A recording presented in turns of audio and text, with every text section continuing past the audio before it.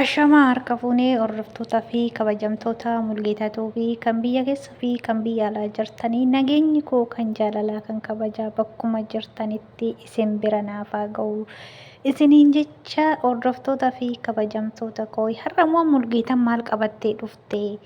Maaluma nutti guyyuma hunda nutti iyyiti? Maaluma nutti fiddee dhufti? Jechuun keessanis hin oolu.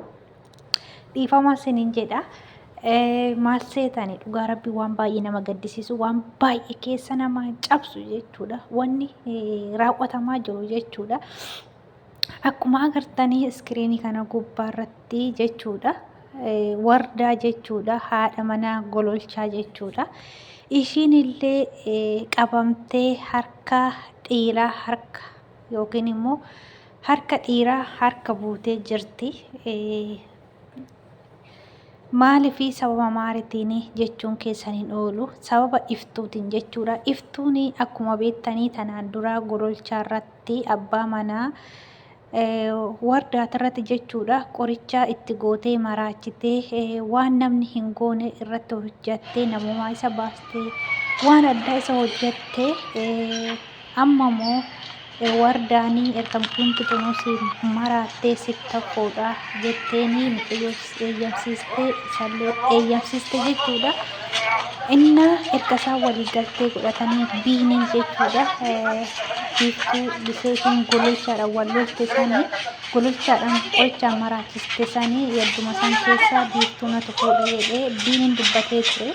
Amma immoo biiniin isa diddee gololchaatti deettee gololchaadhaan na fuudhi jetteeni gololchaan illee dura didee tureyyuu amma garuu si fuudhee akkasaan karoora qabatanii mana diddee narraa beeffattee biiftuu jechuudhaan haadha manaa gololchaadha jechuudha. Wardaan qabamtee hidhamtee tumamaa jirti. Dhugaa rabbii waan nama gaddisiisuu fi waan ala ilma namaati irratti hin hojjetamne keessattuu dubartii irratti waan akkanaa kun hojjechuun dhugaa rabbii baay'ee nama gaddisiisa. Maaliif dhiira irratti illee yoo raawwatame dhiirri hin dandamata. Garuu dubartiin haga sani humna akkasii hin qabdu waan ta'eef dhugaa rabbii baay'ee nama gaddisiisa jechuudha. Keessattuu yaa uummata Oromoo jechuudha warri Yamanii keessa jirtanii dhugaa karaarra baddanii jirtanii. Dhugaa baay'ee tokko nama gaddisiistan jechuudha. Baay'ee waan isin hojjechaa jirtan kun hundumtuu jechuudha. Dhugaa waan takka raawwatamee hin jirre waan takka dhagaamee hin turre dhagaamaa jira. Waan takka ilma namaati irratti waan takka dubartiin harka ishii duubatti hidhamtee garafamuun ishii dhugaa ani amma arge jechuudha. Yoo duraan illee jiraate hin beeku. Halagaadhaan garafamuu ishiitti abbumti manaa ishiitu jechuudha. Akkatti hin garafanatti fakkaanne maaliif dhugaa dubartiin kabajaa qabdi dubartiin obboleetti dubartiin haadha akkatti garafamuun ishii maalidhaaf? Amma wardaan oduu karaa deemtu dukkana keessatti butanii dubartiidhaan qabanii mana wayii keessatti jirti jechuudha. Dhugaa rabbii nama gaddisiisa jechuudha. Waan baay'ee keessa nama cabsu jechuudha. Maaliif dubartiin haadha teessan, dubartiin obboleettii teessan, namni garuu obboleettii qabdan, namni haadharra alattan, namni koodee wajjin alattan, namni dubartii wajjin alattan waan akkanaa kana walirratti raawwatu jechuudha. Oduma ishiinuu badduu akka barbaadde taate, oduma ishiinuu nama gaarii ta'uu waattee, oduma ishiinuu balleessite jechuudha. Balleessaa ishee sanirra darbuufii qabdan malee haadha daa'imaa oduma daa'imaa qabaachuu waattee gocha akkanaa kana irratti raawwachuu hin qabdani. Ishiin obboleettii teessanii ishiin wallaaltuudha. Ishiin bakka waan hunda namaati waan taateef obboleettii teessan waan taateef jechuudha. Wardaa fi dhugaa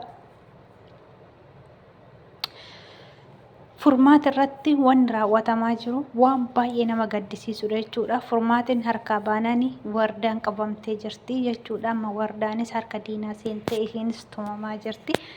Inna dhugaa rabbii hin beeku ani Oromoon waan duraan hin jirre waan aadaa keenya keessa hin jirre dhugaan hin beeku duraan waan akkanaa kun hin jira jedhee yaadu.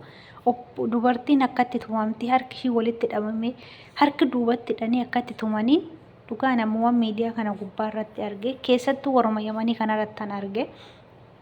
Innaa dhugaa rabbii baay'ee nama gaddisiisa, baay'ee waa fokkataadha jechuudha. Jaartiin namaa kabajaa qabdi. Jaartii namaa fuudhanii harkaan qabanii hidhanii garafuun wanjala dhugaa rabbii jechuudha. Garuu biyya ormaa kana keessatti bakka hundumtuu akkuma kaasitti dhiita jechuudha. Dubartii haadha manaa kabajaadhaan abbaa manaa wajjin jirtu hundumtuu bakka gamumaa gamana dhiita jechuudha. Dhugaa waan baay'ee nama gaddisiisudha jechuudha waan deemaa jiru.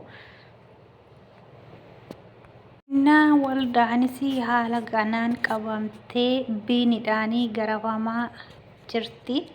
Dhugaa waan baay'ee nama gaddisiisu balaa biiftuutiin jechuudha. Balaan kun hunduu kan raawwatame abbaa manaa kiyyatti fuudha kan jettirraan kan ka'e ishiin illee wanjala seentee harkishii duubatti hidhamee dhiiraan garafamaa jirti sanuu jechuudha. Dhugaa oduu dubartiirra ta'e garaa nama nyaattu jechuudha. Garuu dhiiraan garafamuun ishii baay'ee nama gaddisiisa jechuudha. Baay'ee jechuudha. Garuu ilmaan Oromoo waan akkanaa kan oduu dhiistanii waan baay'ee namatti toludha. Siniin jedhaa nagaa